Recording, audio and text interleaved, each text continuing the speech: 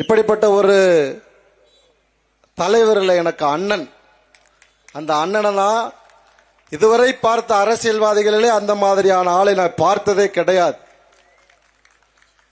இப்ப இந்த ராமநாதபுரம் மாவட்டத்தில் இந்த ராமேஸ்வரம் தீவுல 15க்கும் மேற்பட்ட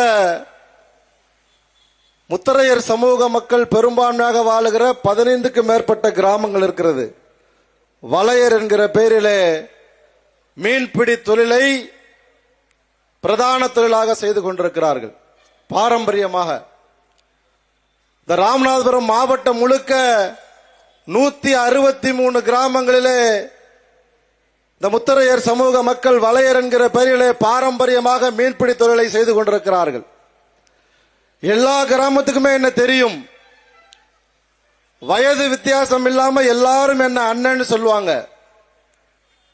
இப்போ நான் சொல்றேன்,